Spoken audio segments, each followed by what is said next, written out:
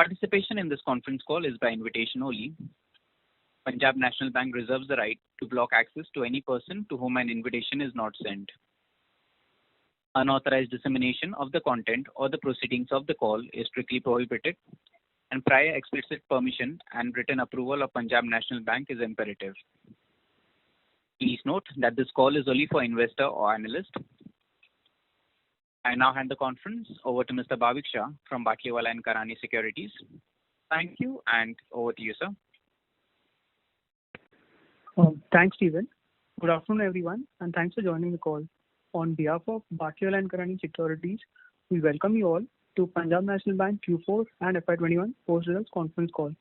We have with us today the management of Punjab National Bank, represented by Mr. S.S. Mallikarjuna Rao, MD and CEO, sir, Mr. Sanjay Kumar, Executive Director, Mr. Vijay Dubey, Executive Director, Mr. S.K. Saha, Executive Director, and other senior officials. I would now request MD and CEO, sir, to start the call with his opening remarks on Q4 and FY21 results, post which we can start the Q&A session. Over to you, sir. Right. Once again, good afternoon to all of you. The year 2021 has been tough, as you are aware, across the globe, and our country is no exception for that. Tough not only sociologically, but tough even from the economy perspective. Besides the impact of COVID, we also had additional responsibility related to amalgamation of Oriental Bank of Commerce and United Bank of India into PNB. Now, during the entire year, we have also, because of the amalgamation, got certain legacy in terms of the composition of balance sheet, where we thought probably there is a requirement for us to rebalance the same effectively by looking at. So, in the entire year, we have done all these measures which were required. First, technology integration, we finished by November one bank, December another bank. Second, entire organization has been restructured effective from 1st of July, which is now functional effectively. Third, human integration, to the extent it was possible, we have done. Because of the COVID, not many transfers could have taken place. However, later on, we have adjusted in such a way that there is no issue at this point of time. Though COVID second wave has come, which can be taken care in the next couple of months. So, on the front of amalgamation related to technology integration, human integration and business integration was completed. Now, with respect to carrying the legacy, we were carrying 50,000 crores over in bulk and CD deposits, which we decided to reduce it. Accordingly, we reduced it to 20,000 crores liability. Around 30,000 crores, 32,000 crores has been completely removed in the liability in the bulk level. On the contrary, if you look at the increase in CASA has been more than 11%, 12% savings, and increase in deposits up to 2 crores has been 19.5%. So, it has been a very, good growth in terms of the liability to the extent it is required, because the lending was not taking place in the absence of high demand because of COVID. As such, we have balanced our liabilities entire book in such a way that the cost of deposit will be reduced. And accordingly, you would have seen in the figures that cost of deposit has come down. On the credit profile side, we were carrying a high element of pool outstanding in retail as well as MSME. So the recoveries which we have received during the pool, we did not want to replenish, because the pool during the COVID would have been carrying the stress. So to the extent of almost 6,000 crores, there was a reduction in pool where we did not replenish. Then the other way is regarding the corporate credit as well. Because of high liquidity available, we have seen good amount of competition in terms of interest rates wherever the line of credit was available, and utilization of funds by even AAA rated companies where the tough competition was there. So in that domain, to the extent where we were comfortable, we have gone. Otherwise, we did not move further to provide the price. So these are all the consolidating reasons when we come with respect to the assets and liabilities. And in terms of assets, our growth in retail has been 9.5, MSME has been 7.5, and agriculture was around 6. Core retail. Within the retail as well, after the pent-up demand started coming from in October 2020, we concentrated on personal loans, we concentrated on vehicle loans, and we concentrated on mortgage loans. More than that, and there we can see the percentage of increase there. In terms of other loans like loans against deposits or otherwise, where the people were required to utilize the money, then it has come down. So overall in the balance sheet, what we have seen is consolidation we have done, and we did not want to carry anything beyond March 21 with respect to any element of composition which we thought it is not required to be continued.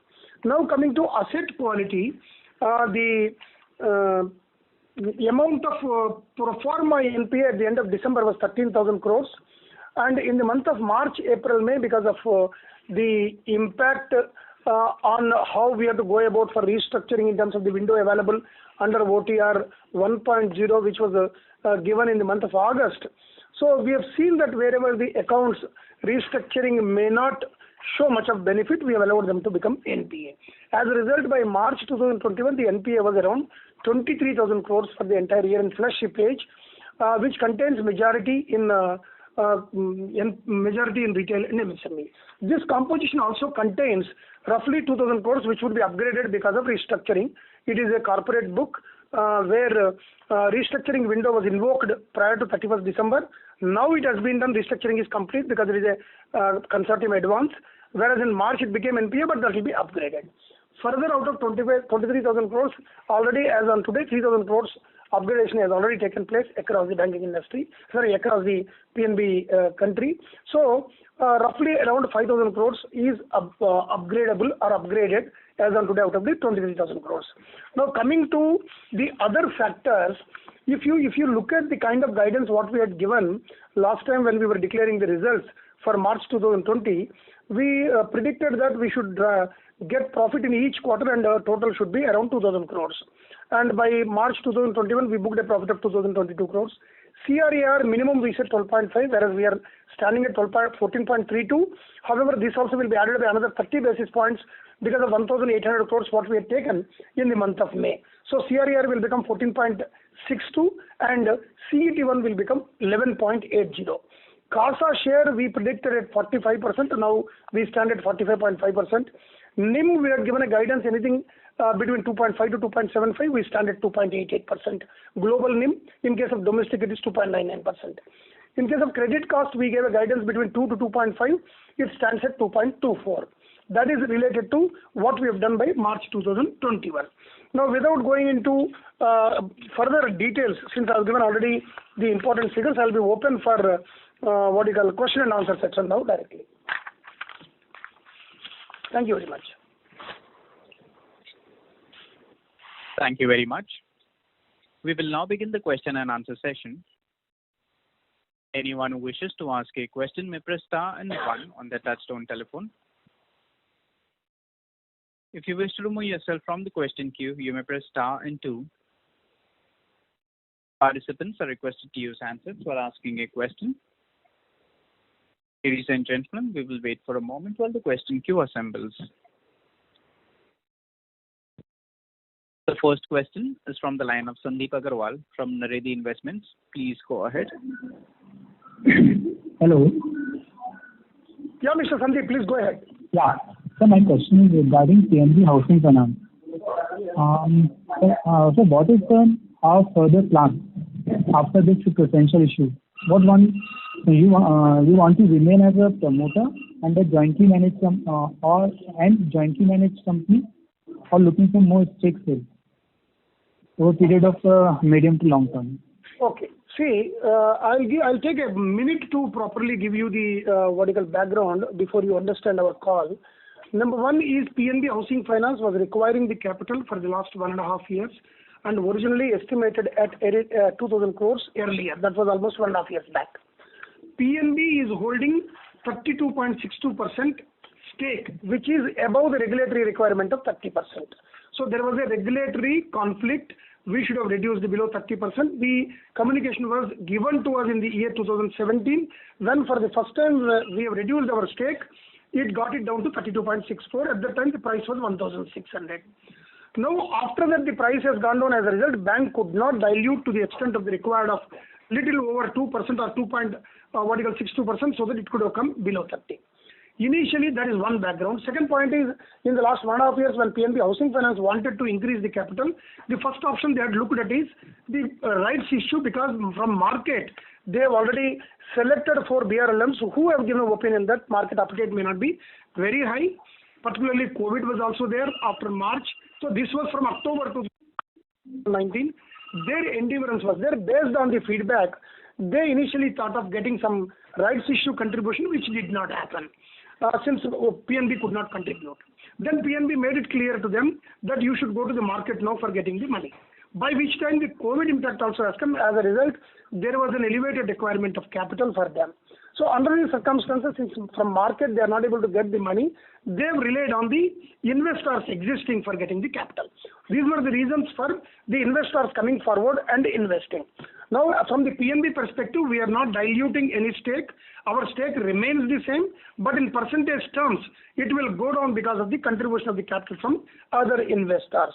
The number of shares what we hold will continue. Now, with respect to what in future you are going to be there, as per the trademark agreement which we have signed recently, earlier trademark agreement was that PNB stake will not go down below 26%. Now, if it was not going below 26%, the sufficient capital was not or cannot be taken by the company. As a result, we have gone for a change in the trademark agreement where we put a benchmark of 20%. So we will not go below 20%. Now, in the new scenario, the position expected could be anything around 20.5 or 20.4. It will come out finally. So that would be the figure. So our commitment to the company remains as on today.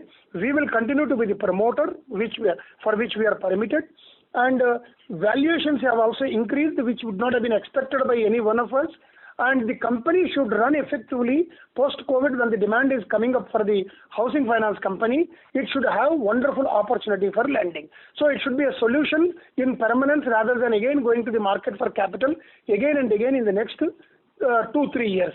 These are all the important objectives which were discussed before this call was taken, and accordingly this call was taken. So to the limited point of your question with respect to what is the PNB's viewpoint, PNB will remain there. We don't have any plan to exit. Already we have taken a decision with respect to Choice Canara HSBC Insurance Company, where we have decided to exit. The formalities will take place. It is not a listed company. However, valuations will be done, and according to the shareholder agreement, the process will be followed. Okay. Thank you, sir. That's all. Right. Thank you. The next question is from the line of Mahrukh Adajania from Elara Securities. Please go ahead. Yeah, hello, sir. My question is on restructuring. So you've implemented restructuring of 2,600 crores, and in the last quarter you had indicated a much higher figure, especially for corporate restructuring. So the implemented restructuring in the corporate segment is around 5.6 billion, whereas last time you had indicated a pipeline of 90 billion. So you did comment earlier that 20 billion has probably been restructured in 1Q, but of that 90 billion, are there many other accounts in the pipeline as well? So what is the total restructured number for the corporate segment, including pipeline? Okay. See, the restructuring, what we indicated in slide number 33 of 2,372 is a normal course of restructuring, not related to OTR 1.0 as envisaged, guidelines for which came in August 2021. Now, out of that figure, the restructuring position is just 1 minute.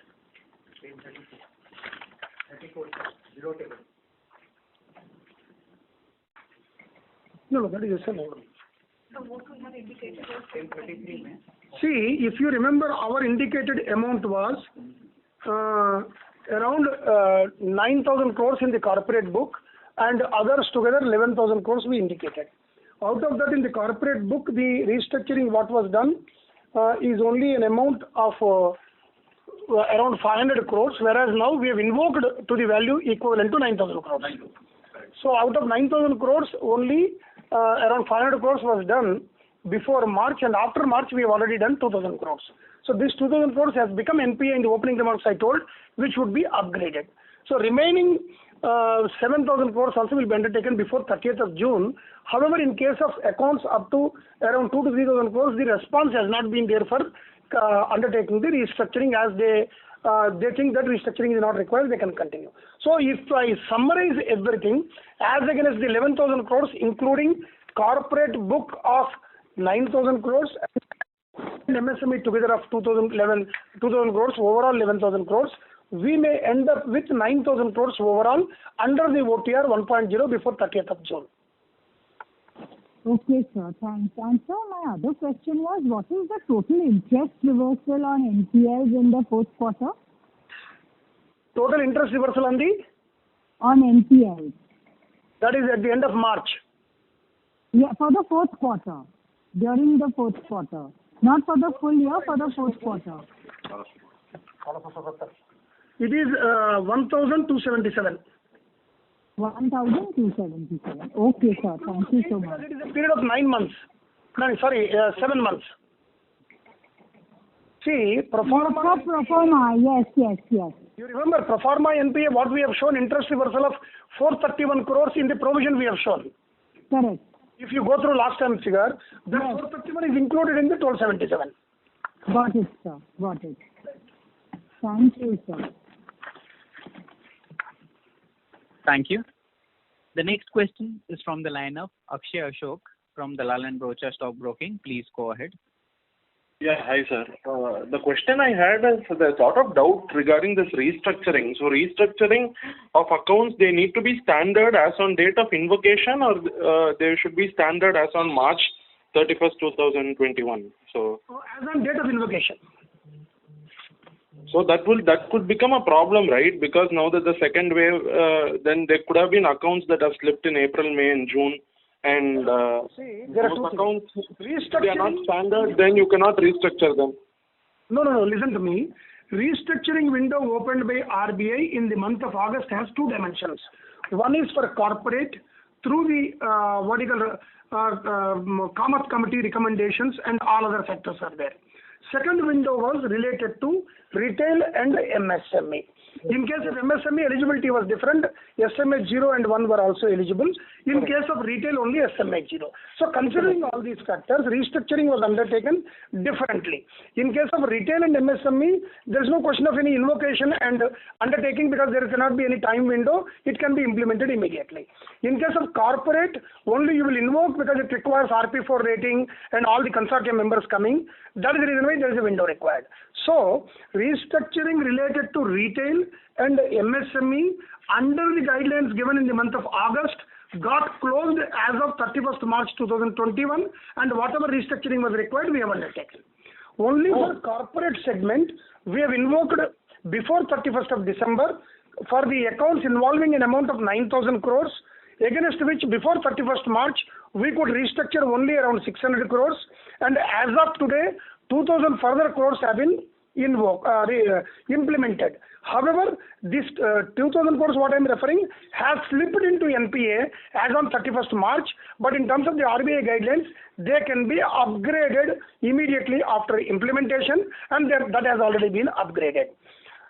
So the remaining roughly around 7,000 crores in corporate book, where invocation is done and the restructuring has to be implemented, will be completed before 30th of June 2021.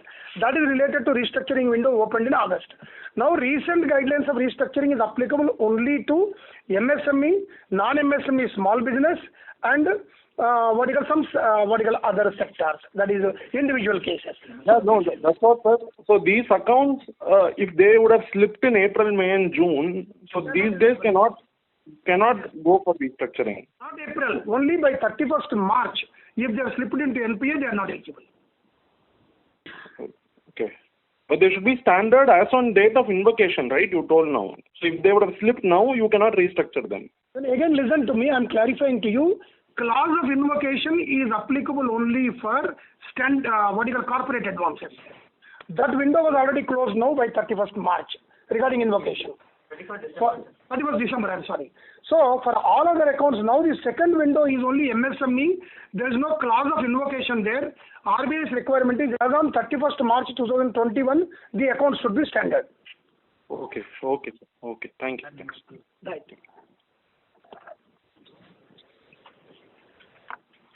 Thank you. The next question is from the line of Ashoka Ajmera from Ajcon Global Services. Please go ahead. Hello, sir. Good afternoon, sir. Yeah, good afternoon. Very outset, I will take my compliments for overall good performance of the bank, sir. I mean, you have got a very good capital adequacy of 14.32%, good CASA, a very good amount of the NIM in these difficult times, Cost to income ratio is just 46.9%. Net profit also 586 crore. So some of these parameters, I mean, you have come really very well in spite of all this difficult time and the problems. And for that, please accept my compliments. Having said this, sir, I have got few data points and some observations. Some small points which when I went through the results. Number one, in the case of this JSC Tengri Bank, which has gone for I think action there for the local regulator, the provision in this quarter was 351 crore. Correct. And up to 30th September, it was 341 crore. So any more provision is left to be done in this bank or any chances of any recovery out of that? See, first of all, there is no provision further required. I will explain you both the provisions were different. First provision in September, what we had undertaken was the capital, what we have input in the company. When the company has gone for liquidation, the capital is nullified first. So that provision 100% we have done. Then there was a liquidity support what we had given. We means our branches in Dubai branch has given. So that amount is a liquidity support which is like need to be settled when the liquidation proceedings are in progress. So our claim has already been recognized by the liquidator. Now money is to be received. However, as a matter of abundant precaution and prudent measure, we have provided 100% now at the end of March. So right now there is no provision required. However, there will be an amount will be recovered through the liquidation proceedings once the process is completed at their end. Yes, the point well taken, sir. Sir, in case of this this fraud provision of 1,013 crore will be now the balance is still pending. So do you plan to make the provision in this quarter or as per the regulation? What is the regulation says? I mean, regulation is 1/4. 25% you can do in each quarter. So now how much is left for how many quarters? See, 1,041 crores or 1,005 crores is the left which we have shown in our notes on accounts. Yeah, note number 6. Yes. Next few quarters, but it is not a big amount. It can be adjusted easily.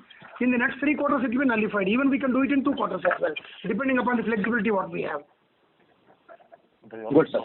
Sir, in case of this the bad bank coming, NARCL, have you worked out of this 85,000 crores of which has been identified, how much is yours and whether it is 100% return of accounts? It is 8,000 crores roughly from our side. It is 100% provided. We don't call it as a return off. Sorry, not written off, but provided. Yes. Yeah, 100% provided accounts. 8,000 crores. 8,000 crores is the rough estimate. 7,900 something figure in the tranche 1. Okay, sir. Sir, in the provision, there is a provision of 440 crores in the other provisions. What is this other provisions for 440 crores? Tengri Bank and OTR. Tengri Bank and OTR. One-time restructuring. One-time restructuring provision. Okay, so Tengri Bank has been included here in this. And sir, when I look at the advances, I mean in the aviation advances of 6,353 crores and tourism advances of 1,690 crore, there have been an increase in this year of these advances in these two fields which are badly affected by COVID. So, what kind of advances these are, and why was the need of extending further to tourism and hotel and the aviation? Aviation is strictly government guaranteed, 1,000 crores. Yeah, that is okay. Why they fully the entire amount of 100% guaranteed by the government. The central government that too. Yes, sir. And tourism and hotel. Mr. Ajmera? Yes. So sorry to interrupt, but for any follow-up, may we request you to rejoin the queue, please? Thank you. The next question is from the line of Sunny Sehgal. Please go ahead. Hello, sir. Thank you for giving me the opportunity. So I have a couple of questions. The first question is on the slippages side. So roughly you had 24,000 crores of slippages in 4Q and something around 29,000 crores of slippages in FY21. If you can, sir, give me the broad breakup segment-wise, like how much it was in retail, corporate, agri, and MSME, and were there any lumpy accounts in it? See, total slippage, our fresh addition is 25,000 crores in the entire year. Correct? Right. 23,000 crores in the quarter. Now here, majority is in agri, retail and MSME. Agriculture is 5,316. Retail is 3,441. MSME 9,341. And in other category, it is 5,087. And it is not a chunky one. Large corporate is not very huge. Okay, sir. So there are no lumpy accounts, if I understand correctly. No. Right. And the second question is, sir, I mean, on the guidance on the recovery side for FY22, I mean, how much overall, recovery you are expecting in this current fiscal? And, how much, are any major NCLT accounts that you are counting for recovery as well? See, in the NCLT cases, not many bigger accounts are left. Only DHFL is there. But DHFL also, the expected recovery is not very huge. 2,827 is our credit outstanding against them, 100% provided. So we are expecting, as per the resolution plan, around 440 crores recovery, which would be a full write back. Originally, we were expecting to happen before June, but probably because of the litigation, it could go and come in the month of, it may not happen in Q1, it may happen in Q2. So in Q1 and Q2 together, we are expecting around 1,100 crores of recovery, cash recovery, where around 6,500 crores of outstanding will be settled. 6,400 crores of loan book will be settled, and the cash extraction could be around 1,100 crores in Q1 and Q2 together. That is in NCLT. Now, we are not estimated for Q3 and Q4. Probably after June, we will have a better visibility, because once the NCLT cases also move further. Then with respect to other recoveries, in the current quarter already we have received recovery and upgradation of 2,300 crores as of now, and we expect another 3,000 to 3,500 crores. So roughly around 5,500 to 6,000 crores we are expecting. The follow-up is in progress. If you look at for the entire year, we will have a better estimate of while declaring the results for June, because COVID impact still we are assessing.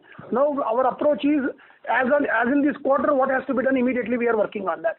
Once the COVID recedes, we will have a better estimate in terms of understanding for recovery. But majority of recoveries will come in the accounts up to 1 crore, because slippage was there in that. And I expect retail to settle down by 30th September and MSME to settle down in Q3 and Q4, because MSME stress will continue for some more time. Exact figures and identification, we will do it once Q1 results are being submitted during next month. Okay, sir. Understood, sir. Thank you so much. Should I have any follow-up, I will come back in the queue. Sure. Thank you very much. Thank you. The next question is from the line of Jayant Kharote from Credit Suisse. Please go ahead. Can you hear me, sir? Hello? Hello, can you hear me, sir? Yeah, I can hear you. Please go ahead. Yeah, it's actually two questions. One is, if you can give us the SMA-1 number, which we had as of December in the QIP document. And second question is basically on the aging provisions. How much do we expect aging provisions to come through in FY22? See, aging provision, First quarter, 0. we will have little amount in the first quarter, but in the Q2, Q3, Q4, it will be very less. If I have to give a figure correctly, I'll just compile and tell you. Just check it out before we conclude. Yeah, 1 minute.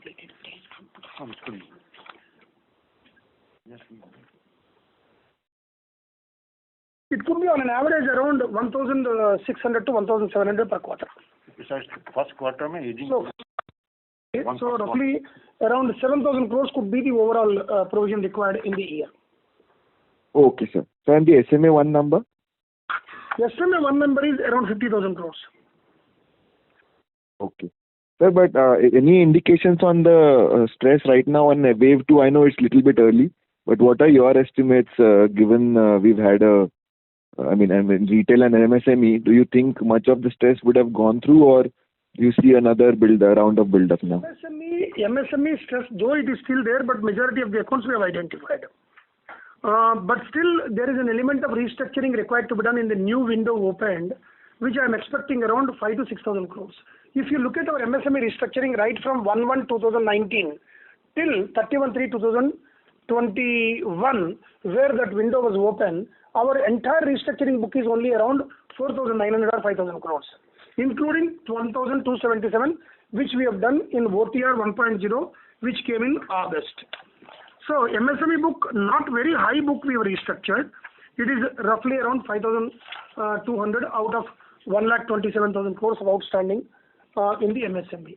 And you're expecting another 5,000 on top of it? Another 5,000 maximum, 5 to 5,500. We are identifying the accounts we are following up, but we would like to have recovery rather than restructuring unless it is warranted, because GECL has also been extended now, so we can look at GECL also if there are eligible accounts other than what we have done. We have already funded 12,700 crores under GECL 1.0 and 2.0 when it is extended up to 50 crores.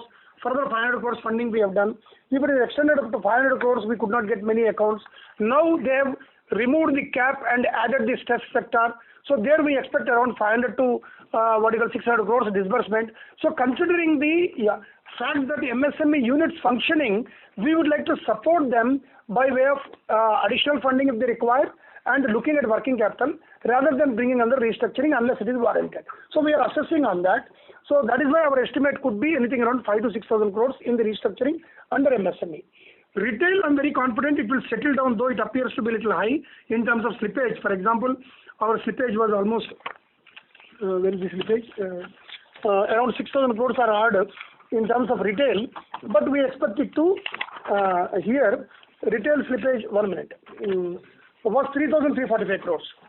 So, I expect retail to settle down by September, because we are able to reach out to the customer. There are incomes in public sector, majority of the retail is given to salaried class or where mortgage is available. Only in the housing loan we find there has been a delay, but then we'll get the money. So if you ask me straight with respect to the stress, MSME stress is there, but accretion will not be as much as what has happened up to March 2021. We'll be able to handle, and what has accrued also we are confident of upgrading some category. So overall in the year 21-22, we will have a control on MSME in Q3 and Q4. And in retail, by Q2 itself, there won't be any issue. Coming to increase in NPA, there won't be any further increase in NPA. Even if it is coming, it will be offset against the recoveries. That means slippages will be offset against the recoveries. If you observe the outstanding in gross NPA and net NPA, it has been flat compared to March 20 and March 21. The percentage is elevated because of the loan book not being high, which contracted by 3%. Otherwise, to the extent of the slippages, we have already recovered or we have upgraded. Okay, thank you, sir. Thank you very much. Thank you.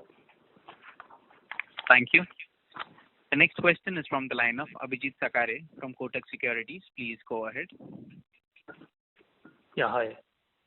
Sir, going back to the question on MSME restructuring, if you could just highlight why is it that the borrowers are not choosing to restructure or use the ECLGS money to a greater extent?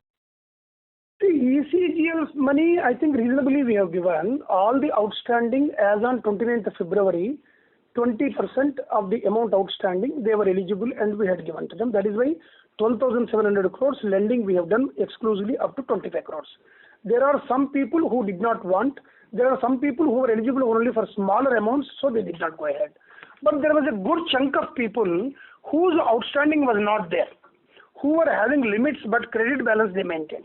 They were not eligible.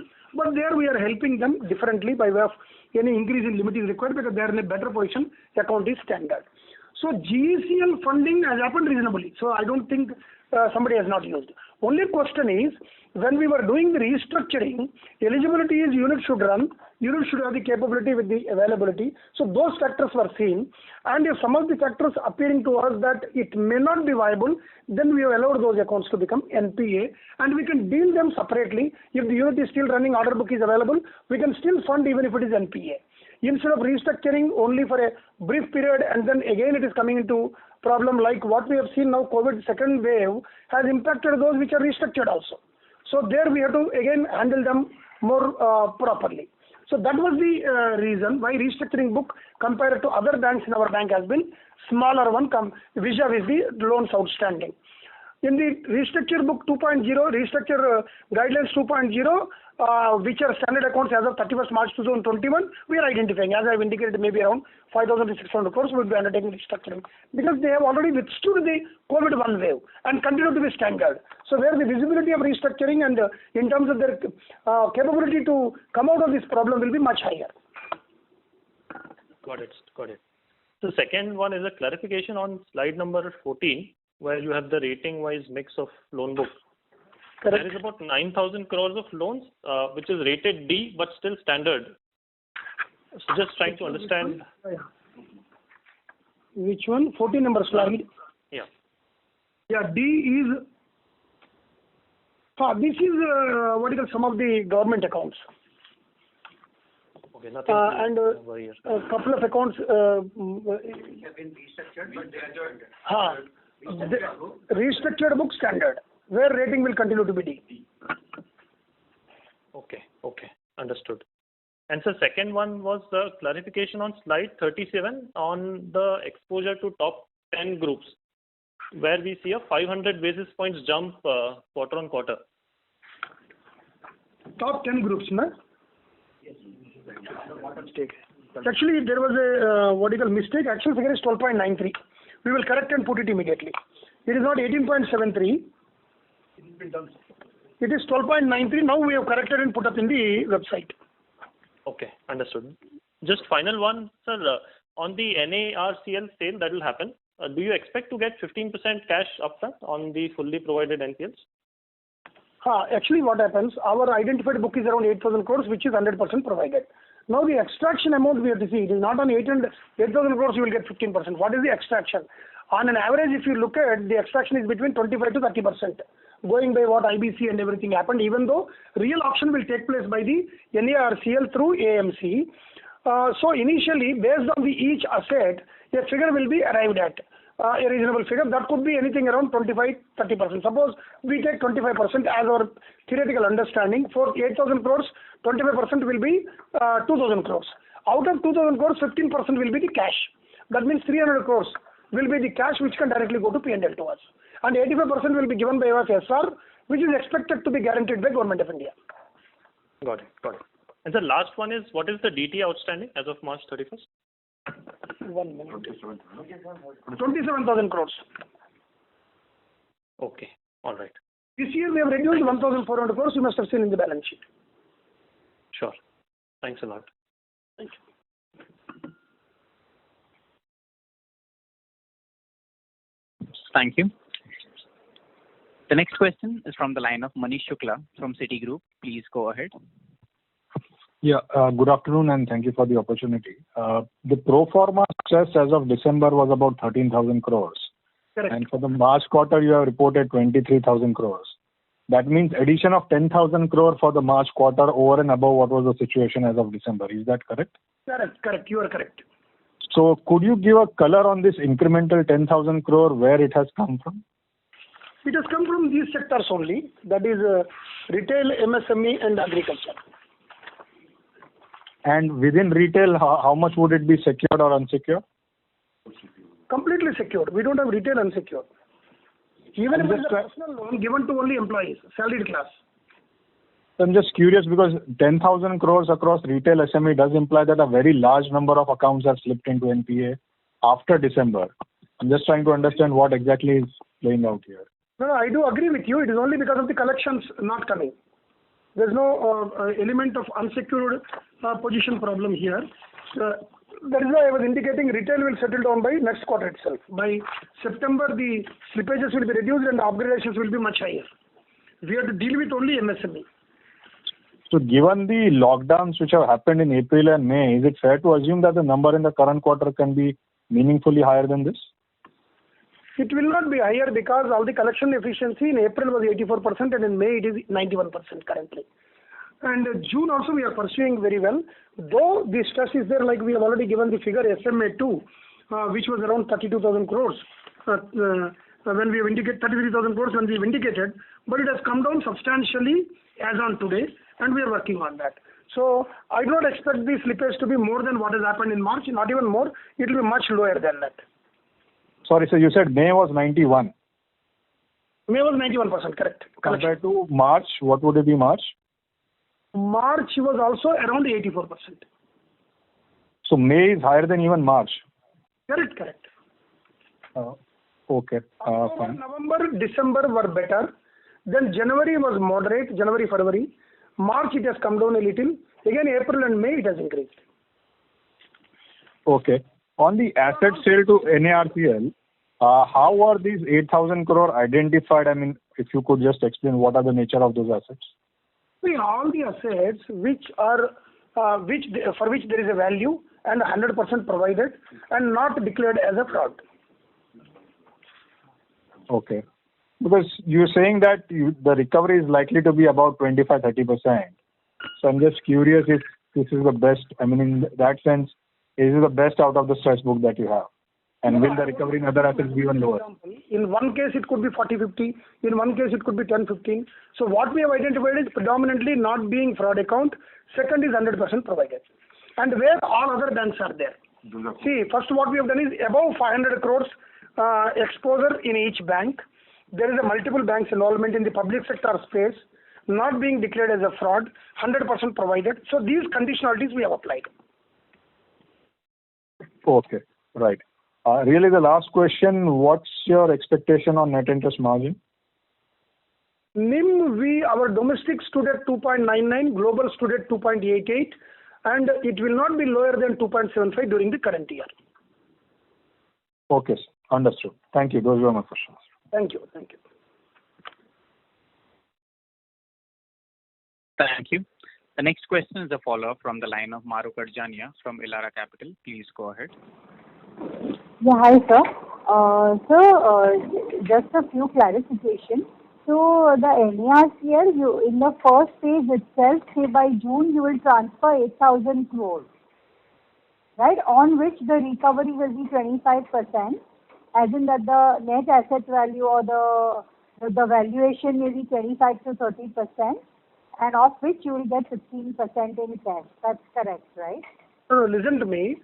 NARCL, while transferring, the net book value concept will not come because net book value as per the RBI guideline is the outstanding minus provision is the net book value.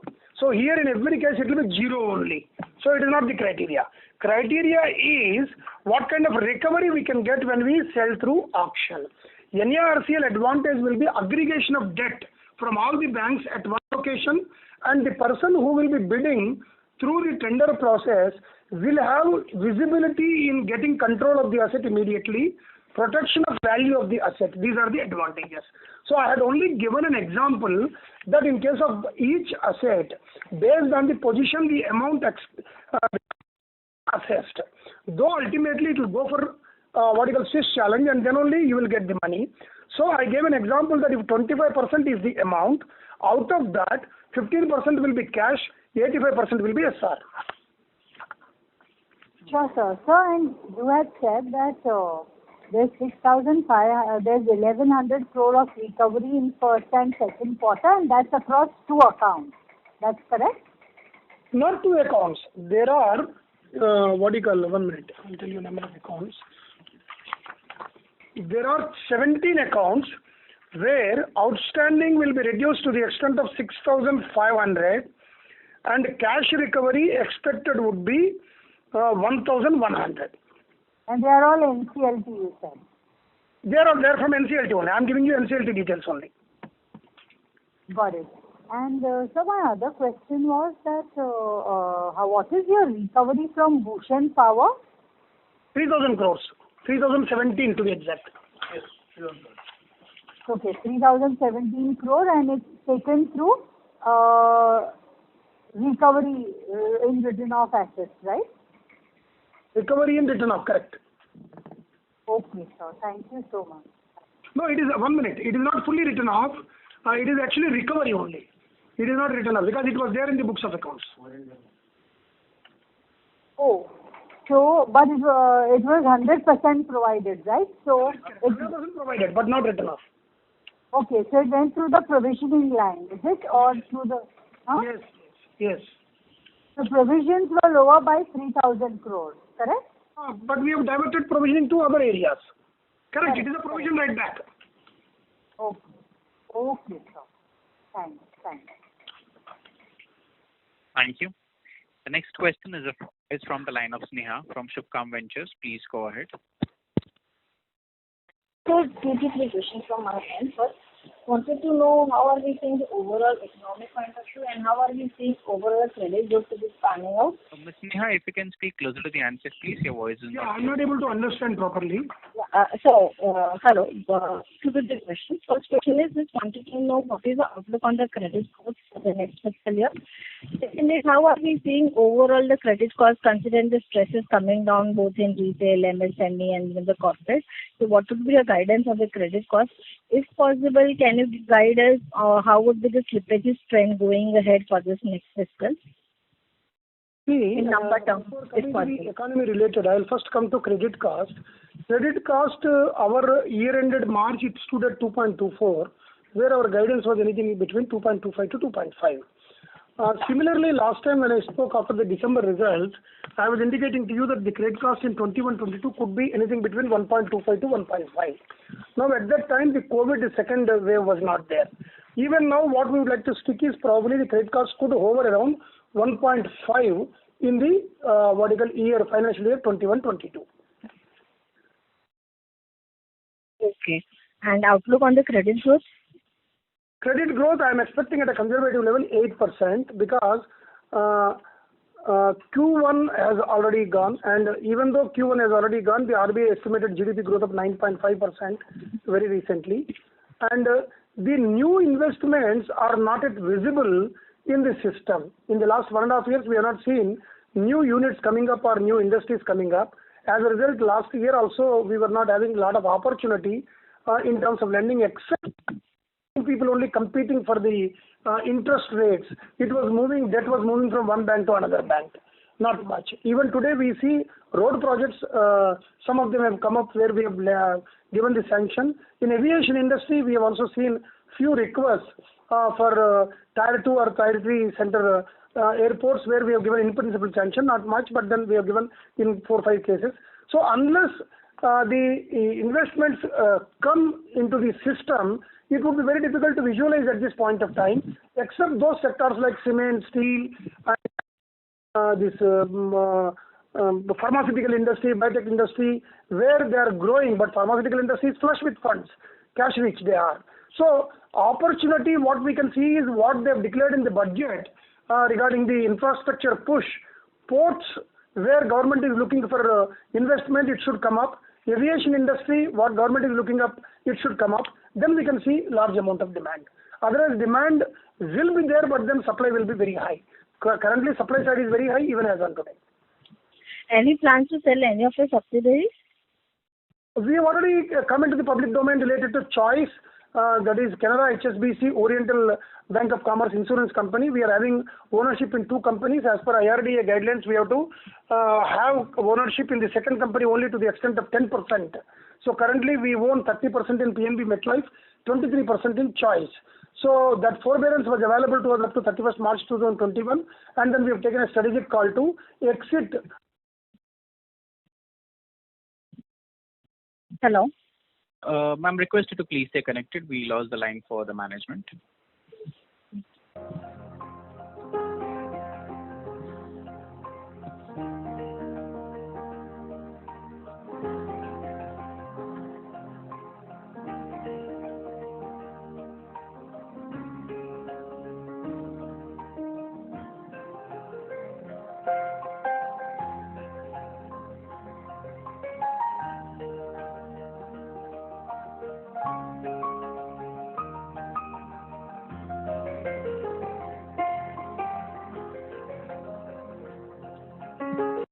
Ladies and gentlemen, we have the line for the management reconnected. Thank you, and over to you, sir.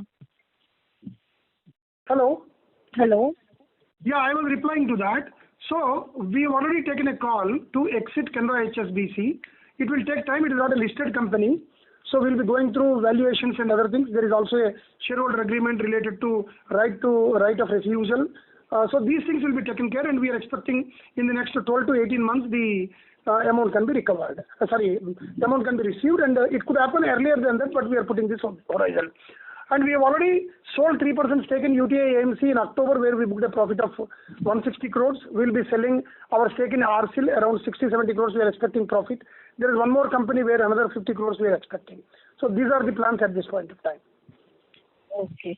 So post this recent raising of the capital, any plans to raise further going ahead in the next calendar year or in the end of the fiscal year or anything? See, as on today, if you look at our capital is 14.32, and if you add another 30 basis points for 1,800 what we got through QIP in the month of May, CRAR will stand at 14.62 and Tier 1 capital will be 11.8, which is sufficient. Even if you look at 2% of worst case scenario as in terms of RBI's assessment, still we are sufficiently capitalized. So we will assess we still have the headroom for AT1 capital of 2,500 crores, which we can raise. Anytime we have not raised because of the market conditions, where because of SEBI guidelines the prices has gone up. So we have that headroom available. We will assess the position after June quarter results are declared.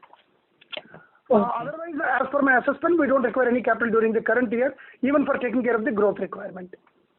Okay. And sir, any number you would like to share on the slippages front, if possible? How have share the numbers on the recoveries front you are expecting?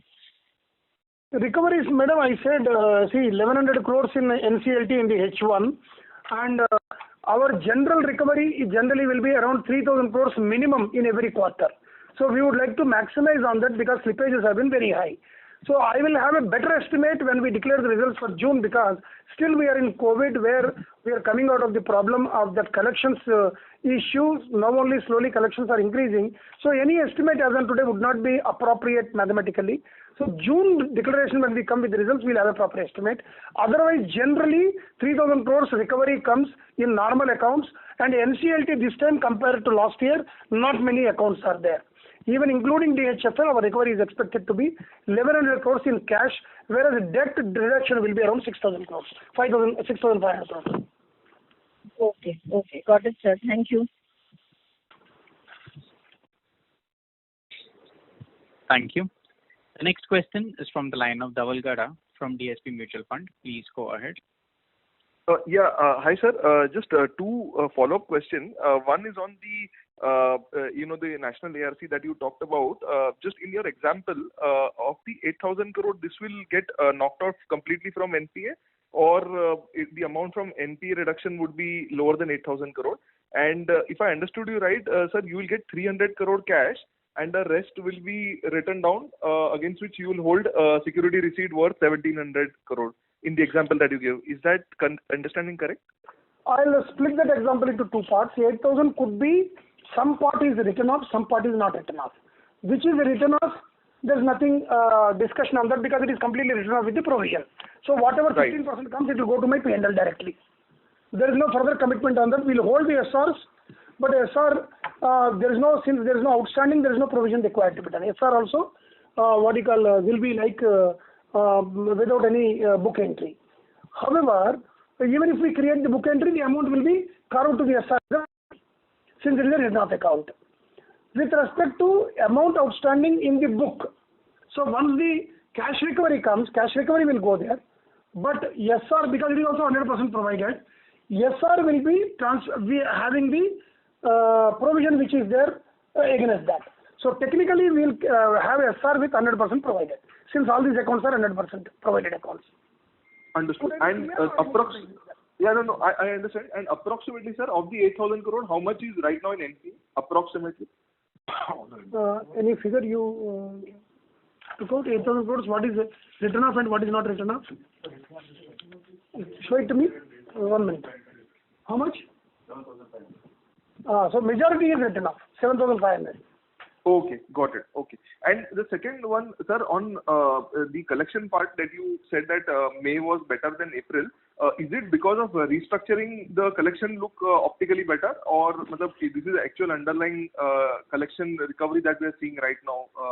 If you could, because actually system as a whole, we've been seeing May to be more worse than April. So just trying to understand why the difference at all. No, it is only because of follow-up only. There is nothing. Otherwise, it has been very tough for us. But when April was not very good, then immediately we started following up little intensively. That is why we got. In fact, if you compare with other banks also, our position in slippage was little worst or little bad because of geographies as well. If you look at our geographical presence is more in north, particularly Punjab, Haryana, and again West Bengal and Northeast. These are the places which are badly impacted in terms of COVID. And the agitation of farmers and agitation of other factors have led to collection being impacted in Punjab and Haryana. And again in West Bengal as well, the COVID has been very high. Whereas in other areas, our collection has been much better. So May has been better only because of the follow-up, and we are expecting it to improve even in the month of June. Understood, sir. Thank you and all the best. Right, thank you. Thank you. The next question is from the line of Sushil from Indus Equity. Please go ahead. Good afternoon, sir. I had a simple question, as most of the questions you had. You realize the best result which you got out of PNB Housing. You've already highlighted Canara, HSBC, OBC. Correct. Is PNB Gilt a possibility? See, PNB Housing or Gilt you are talking about? No, PNB Housing, you tested the result which is being so positively taken by market people. Okay. You already highlighted Canara, HSBC, you have a compulsion to sell as per the regulation.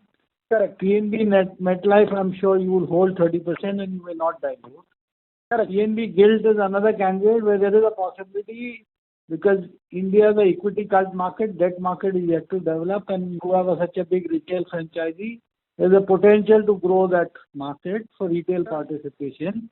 Currently, Gilt may not be able to do it, but views and norms can change over a period of time. So can you look at that too? At the first level, I appreciate your in-depth understanding. PNB Gilt, currently we have not thought of doing anything. We hold 74% as on today, and 26% is held by the market. And because of the changes and the kind of decision what we have taken in the recent times, the market has positively reacted to PNB Housing Finance and PNB Gilt as well. Gilt also has improved in the market price. But frankly, there is no discussion with respect to PNB Gilt as on today. And if at all we discuss, it will be related to expanding as to how they can do the business in the market in the days to come by increasing the variance in terms of doing business. So only after that strategic discussion then we will look at. Otherwise, as on today, we don't have any plan for selling in the stake in the PNB Gilt. Sir, looking at your performance on selecting a nice partner and market rewarding on the stock price, the bank management, the current management which took decision, have realized the potential of PNB and PNB entity, how you can tap the market and how you can be rewarded where the current market capitalization is concerned. To reap that reward over a period of next 2-3 years, there are any other thought processes on any of the divisions of PNB other than subsidiaries to do something dramatically different than a public sector bank which has been doing? There are quite a few initiatives we have taken in the last 1 year, though we may not have discussed in the public domain. For example, we have started a credit card company separately. Now, there are two ways of looking at the discussion. One is already credit card market has matured in our country because SBI started in 1998. Prior to that, very few companies was there. After 1998, tremendous maturity has come in credit card as such. If you ask me, you can also say that where is the demand for credit card.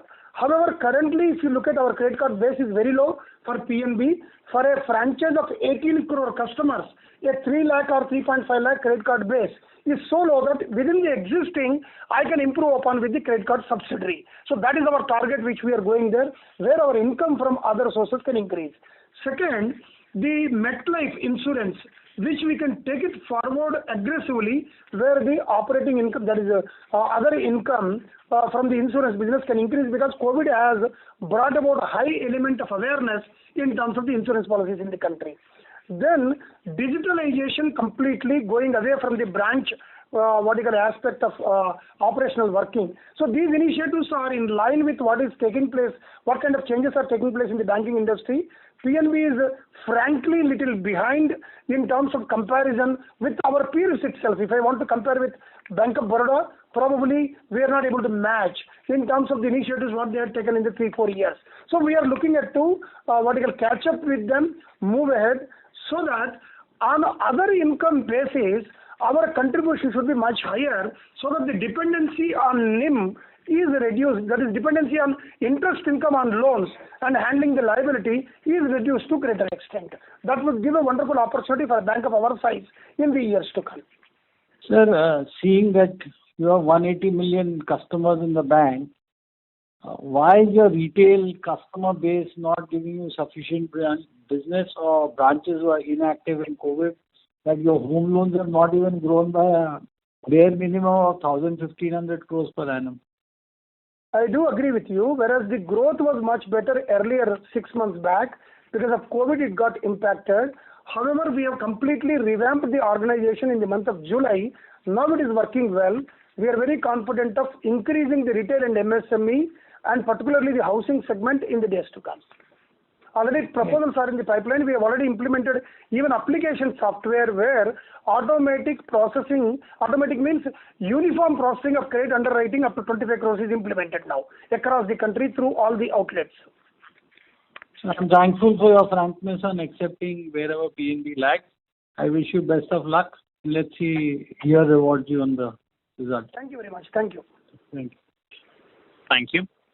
The next question is from the line of Harsh from Reliance General Insurance. Please go ahead. Thank you. My question has been answered. Okay. Thank you. The next question is from the line of Ankit Bansal. Please go ahead. Hello. Hello. Good afternoon, sir. Sir, I want to know that, sir, you are in the media saying 6,000 crore profit in FY23. Sir, how come can you elaborate on this? See, one important thing is, if you have observed about the provision requirement, what we have done up to March, which was quite high. Now we are not expecting that much of provision to be there, because NPA accretion in corporate is reduced, and aging provision is also not very high currently required. That is one area. Then in our slide, if you observe, even though our credit growth has been negative by 3%, our average credit has grown by 2.5% positively. How it could happen is, we have removed the just like bumps across during the periods, and we have got consistency in credit outstanding. We have taken various measures internally with respect to interest rate optimization in terms of liability, in terms of assets. So balance sheet, what it required after amalgamation with legacy, what kind of rationalization it required, that we have completed by March 2021. Now, if at all there is a legacy, it is only one DTA. Because we are not shifted to new tax structure, State Bank of India and Bank of Baroda have shifted in the public sector domain, and some of the private sector banks have shifted. That is the only one which is left as a matter of legacy for us, for which there is no mandatory requirement as on today. Otherwise, the capacity of our balance sheet in terms of credit has got good potential for earning the profit. On basis of these factors only, I have mentioned confidently that our profit during the current year should be around 6,000 crores.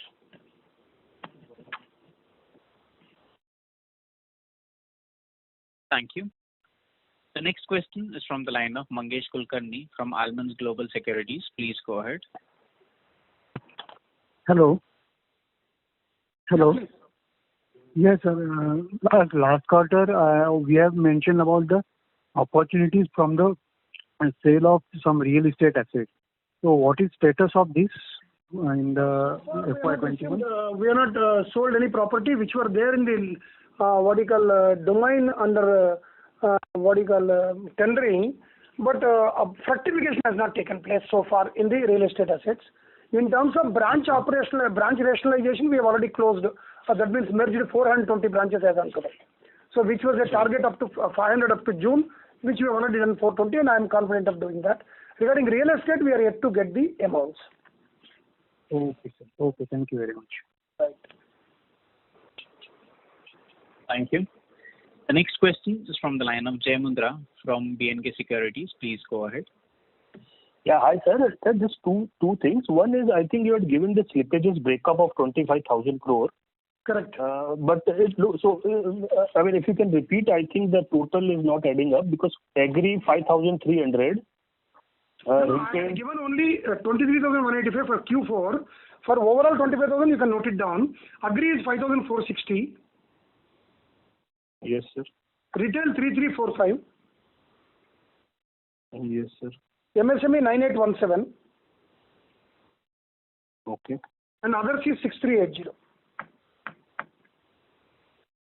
Okay, sir. So the MSME is the highest chunk, right? And Correct. MSME is the highest chunk, and we are working on that. In the other category 6,380, 2,000 crores will be has already been upgraded. That is under restructuring category. Right. And do you suspect, sir, MSME once you restructure maybe under let's say restructuring 2.0, or maybe you do let's say ECLGS, the recent tweak which Finance Ministry and IB has approved. Do you see there is a case for some of the upgrade to standard out of this 9,800 crore slippages? 9,800 crores is not eligible for restructuring. It is only recovery upgradation, or if the unit is running additional funding, but it will continue to be NPA even after additional funding until the improvement comes for the recovery. So technically, this 9,817 will remain NPA. We will be following up for recoveries, or if there is any requirement, we can do additional funding not through GECL.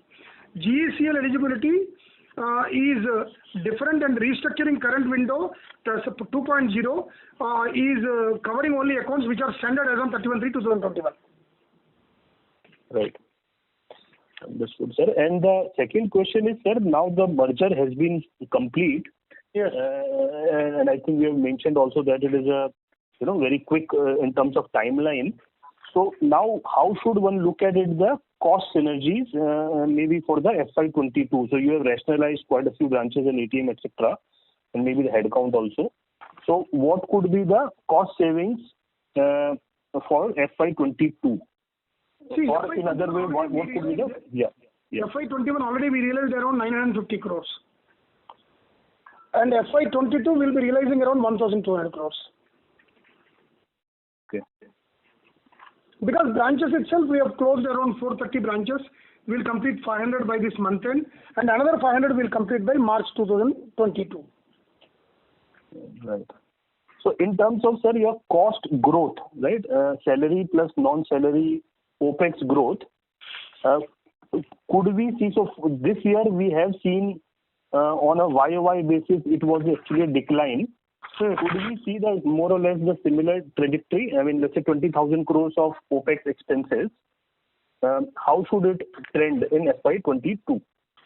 See, main thing is, if you look at cost to income ratio, which has gone down very heavily, there was an exception case in the month of March 2020 when 3 banks were being merged. In fact, the figures are as of 1st April 2021, after the merger balance sheet was prepared, because of harmonizing the policy on AS 15, that is for funding to pension and other related issues, there was a requirement of higher provision to be made by the merging banks. As a result, the amount was very high. That's why you observe that percentage-wise there is a larger difference. However, at 46% of the cost to income ratio, it is sustainable. Even if you've seen December, it was 47% and 46%, which is sustainable. And in the year, during the current year, the level will be same, what you are indicating to me. Understood, sir. Yeah. Thank you, sir. Thank you so much and all the best.